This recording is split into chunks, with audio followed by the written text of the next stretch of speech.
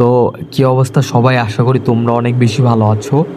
আজকে এমন একটা কাহিনী আপনাদের কাছে নিয়ে আসছি এবং কি আপনারা শুনলে খুবই অবাক হবেন। সময়টা ছিল 2025 সালের আহ, ডিসেম্বর মাসের কিছুদিন আগের কথা। রাত তখন ঠিক 2টা 17 মিনিট। ঘুম ভেঙে গেল হঠাৎ করে। মোবাইলের ভাইব্রেশন করছিল। আমি ঘুম চোখে স্ক্রিনের দিকে তাকালাম। নাম্বারটা সেভ করা না। নাম্বারে ছিল আমার নিজের নাম্বার, কিছু অংশ ছিল। আমি প্রথমে ভাবলাম ভুল দেখছি না তো, কারণ ঘুমের ঘরে মানুষ বিভিন্ন ধরনের কিছু দেখতে পারে। আমি সেটাও ভাবছিলাম। তারপরে ভাবলাম না, এটা ভুল না।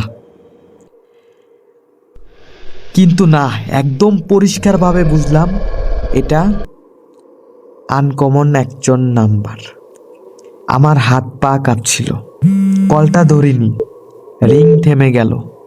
তখন সময় ছিল রাত 2টা। ঠিক তখনই একটা মেসেজ দিয়ে বলছিল, কল ধরিসনি কেন? আমি তো ভারী অবাক। কে রে বাবা, এত রাতে কেন আমাকে ফোন দিয়ে বিরক্ত করলো, বা কেনই আমাকে মেসেজ করলো? আমি খুবই অবাক হচ্ছিলাম। আমার বুকের ভিতরটা কেমন জানি শূন্য হয়ে গেল। আমি নিজেকে বোঝালাম কেউ হয়তো বা প্র্যাঙ্ক করছে বা মজা করছে, কিন্তু তারপর যে জিনিসটা দেখলাম সেটা কোনো প্র্যাঙ্ক হতে পারে না বা মজাও হতে পারে না। মেসেজের নিচে টাইম স্পেন্স আগামীকাল ভোর 5টা। আমি তো অবাক, সে আমার সঙ্গে টাইম স্পেন্ড করবে। সময় তখন রাত কিন্তু 2টা বেজে 30 মিনিট। পরের দিন সকাল। আমি সারা রাত ঘুমাতে পারিনি এই কাহিনীর কারণে। ভোর 5টায় আগে উঠে বসেছিলাম। ঠিক 5টা বাজার 1 মিনিট ফোন বেজে উঠল। আমি তো অবাক। এইবার আমার নিজের নাম্বার। আমি তো অবাক, কিরে আমার নিজের নাম্বার থেকে আমাকে, আমার সিম থেকে আমার এই ফোনে কে কল দিবে? এটা কি আদৌ প্র্যাঙ্ক? তখন ফোনটা ধরলাম। হ্যালো, কে? কে? ফোনের ওই প্রান্তে বলতেছিল একদম হুবহু গলায়, শোন, দরজাটা খুলিস না। আমি কই, কে? সে আবার বলতেছিল। আমি চিৎকার করে উঠলাম, কে এভাবে কথা বলছে? তুই কে? এটা কি নাটক? কাল থেকে কি শুরু করছিস? সে কোনো জবাব দিল না। সে ওপাশ থেকে হাসে, ধীরে ধীরে ভাঙা মরা মানুষের মতন হাসি দেয়। আমি তুই, আর তুই যদি দরজাটা খুলিস তাহলে আজ রাতটা শেষ। সে আমাকে এভাবে বলতিস। তো আমি খুবই অবাক হচ্ছিলাম এবং কি খুবই ভয় পাচ্ছিলাম, বিশ্বাস করেন। হাত পা সবকিছুই কাঁপছিল। আমি নিজেই কলটা কেটে দিলাম, কারণ তার কথাগুলো খুবই ভয়ানক ছিল। ঠিক তখনই টক টক করে দরজায় কে যেন খড়া নাড়ছে। আমি এই প্রাণ থেকে বলতেছিলাম, কে? কে দরজার ও প্রান্তে টক টক করছে? সে কোনো সারা শব্দ দিচ্ছে না। সে লাগাতার টক টক করেই যাচ্ছে, টক টক করেই যাচ্ছে। আমি আবারও বলছি, দরজার ওপাশে কে? তার কোনো সারা শব্দ নাই। আমি দরজার কাছে গেলাম। চোখের সামনে খুবই অন্ধকার। দরজা খোলার পর দেখি কেউ নাই। প্রচন্ড ভয় লাগতেছিল। তারপরও দরজাটা খুলে দেখি দরজার ওপাশে কেউ নেই। ডর ডরে আমার, বিশ্বাস করেন ভিউয়ার্স, ডরে আমার হাত পা কাঁপছিল।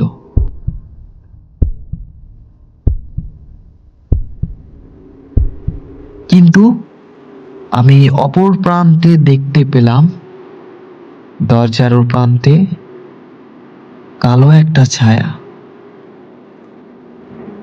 তবে মানুষের ছায়া ছিল না।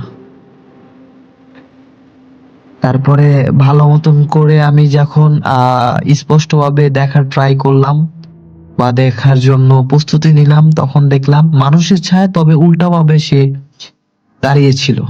আমি খুবই ভয় পেয়েছি।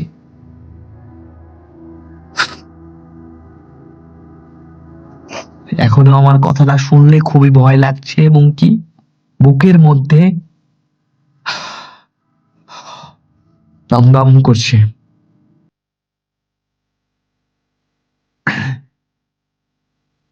ঠিক তখনই ফোনের নোটিফিকেশন আসছে। আমি বলছিলাম দরজা খুলিস না, তুই কেন দরজা খুললি? আমি এটা দেখে আমি তো নিজেই অবাক।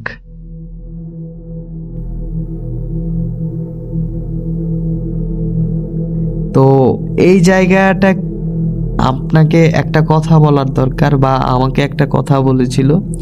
এই বাসাটায় আমি নতুন ছিলাম, এবং এতক্ষণ যেই কাহিনীটা আমি আপনাদেরকে শোনাচ্ছি, তো এই বাসায় আমি রিসেন্টলি নতুন উঠছি, এবং কি এটা যাই হোক, এর কাহিনীটা আমি একটু পরে বলি, কারণ আমার ইচ্ছা আপনাদেরকে আমার যে হরহর কাহিনী বা হরহর স্টোরিজের মধ্যে আমি আপনাদেরকে মাঝখানে মাঝখানে টুইস্ট দিতে চাই। তো 5 বছর আগে এই ফ্ল্যাটে আমার ভাইয়া, আমি ভাড়া নেই। তো এর আগে আমার সঙ্গে এই কাহিনী হওয়ার পর তার 1 সপ্তাহ আমার খুবই জ্বর, প্রচণ্ড আমি অসুস্থ হয়ে যাই। তারপরে আমি সবার কাছে জানতে চাই যে আসলে এই বাসায় কোনো ভূত প্রেত আছে কি না। কেউ কোনো সাড়া শব্দ বা কেউ কোনো উত্তর দেয় না। আমি খুবই টায়ার্ড ছিলাম এই বিষয়ে, এবং কি খুবই নার্ভাস ফিল এবং কি আনকমফোর্টেবল ফিল করতেছিলাম এই ফ্ল্যাটের মধ্যে থাকতে। তারপরেও আমি কারো কাছে এইটার সলিউশন পাচ্ছি না যে ওদিনকে রাতে ঘটনাটা কে মানুষ ঘটিয়েছে বা কোনো জেনপ্রত বা ভূতপ্রেতনি ঘটিয়েছে। বিশ্বাস করেন, ওই দিনকের ঘটনা আমি বলতে গিয়ে আমার বুকের মধ্যে হাহাকার ধমধম করতেছিল। আমি খুবই ভয়ে, এবং কি এখনও আমি আমার শরীরটার দিকে গাম মানে গাইমা যেতেছি। তো আমি একজনের কাছে জিজ্ঞেস করলাম যে এই বাসার আসলে কাহিনীটি কি। সে আমাকে বলল যে আমি এই কাহিনীটা আমি আপনার কাছে বলতে পারি, বা আমি আপনাকে বলছি, আপনি কিন্তু কারো কাছে এই ঘটনাটা তুলে ধরবেন না। বিশ্বাস করেন, তার কথা শুনতে শুনতে আমি খুবই ভয় পেয়েছিলাম। সে বলতেছিল আজ থেকে 5 বছর আগে এখানে একটা যমজ ভাই ফ্ল্যাট ভাড়া নিয়ে থাকতো। তারা মারা যায়, তবে তারা মারা যায়নি, তারা আত্মহত্যা করেছিল। সে ঝুলে পড়ছিল দরজার সামনেই। আমি তখন বাসায় ছিলাম, কিন্তু দরজা খুলিনি। সেটা আমার সঙ্গেই হয়েছে, আমি আপনাকে বলছি। আমি ভাবছিলাম নাটক করছে তারা, বাট এটা কিন্তু সেই বুড়ো আঙ্কেলটা আমাকে বলতেছিল। সকালবেলা পুলিশ এলো, দরজার নিচ দিয়ে তখনই রক্ত বের হচ্ছিল। তখন আমি বুঝতে পারলাম এটা সেই ছেলেটার মৃতদেহ থেকে রক্তটা বের হচ্ছে। রাহুলের শেষ কলটা এসেছিল আমার নাম্বার থেকে। আমাকে বলেছিল বাঁচানোর জন্য হয়তোবা ফোন দিয়েছিল, তবে আমি কলটা রিসিভ করিনি। আমি মনে করছিলাম এটা একটা নাটক, একটা আমার সঙ্গে প্র্যাঙ্ক করতেছিল। তবে আমি বুঝতে পারিনি এটা একটা বাস্তবতার খাতিরে সঠিক হয়ে যাবে, বা বাস্তবতা এভাবে তাদেরকে নির্মম একটা জায়গায় পৌঁছে দিবে, তা আমি বুঝতে পারিনি। এখন সত্যটা বুঝলাম। চাচার কথা শুনে আমি আসলেই বুঝতে পারলাম। আমি ধীরে ধীরে পিছনে ফিরলাম, আয়নার সামনে দাঁড়িয়ে আছি, কিন্তু আয়না আমি একা না। আমার ফ্ল্যাটে, হ্যাঁ আমার ফ্ল্যাটে, আমি ওই ঘটনা শুনে আসার পরে আমি যখন আয়নার সামনে যাই তখন দেখি আমি একা না, আমার পিছনে আরেকটা ছায়া, এবং কি আরেকটা কে যেন, চোখ দুটো কালো, গলা বাঁকা, হাসিটা খুবই মরা টাইপের। সে ফিসফিস করে বলল, এবার তোর পালা। আমি খুবই ভয়ে আত্মহারা হয়ে যাচ্ছি। আমি হাউমাউ করে চিৎকার করতেছি, বাট আমাকে হেল্প করার মতন কেউ নেই। আমার হেল্প কেউ করতে চাচ্ছে না, এরকম একটা ফিল হচ্ছে। তবে আমি ওই স্থানে, ওই আয়নার সামনে, ওই সময় ওইভাবেই দাঁড়িয়ে আছি।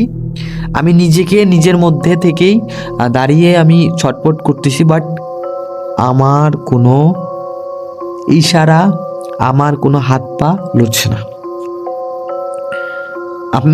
আমরা জানি বা আপনারা একটা জিনিস মনে করতে পারেন, এটা হচ্ছে প্যারানর্মাল একটা অ্যাক্টিভ বা প্যারানর্মাল বলতে পারেন, তবে না, এটা হচ্ছে ওই জিনেরই কার্যকলাপ ছিল, জিনেরই কন্ট্রোলের মধ্যে ছিলাম। আমার হাতে মোবাইল ছিল, আয়নার সামনে যখন আমি ছিলাম আমার হাত থেকে ফোনটা পড়ে যায়, ঠিক আছে।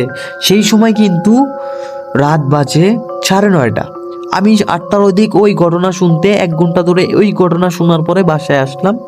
ঠিক তখনই আমার ফোনে আবার ভাইব্রেশন, মানে রাত 9টার পরে ওই কাহিনী হওয়ার সময় যখন ভাইব্রেশন হয়েছে আমার হাত থেকে, তখন আমার হচ্ছে প্যারানর্মাল অ্যাক্টিভিটিটা হচ্ছে কমছে, বা আমি যেই স্থানে দাঁড়িয়েছিলাম সেই স্থান থেকে একটু লড়লাম, তা নাম্বারটা আবার দেখি আমার। শেষ কথা, ভয় বাড়ানোর জন্য যেই নোটিফিকেশনটা আসছিল সেটা হচ্ছে এরকম একটা কথা ছিল: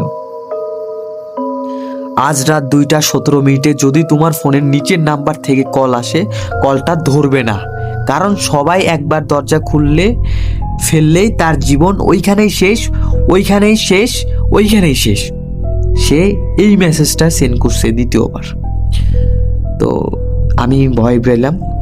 তো আমি মনে করলাম আসলেই আমি রাত 2টার পরে যেই মেসেজটা আসবে ওইটা আমি ধরবো না, আর ওই মেসেজটা রাত 2টার পরে তো আমি ঘুমিয়ে যাব।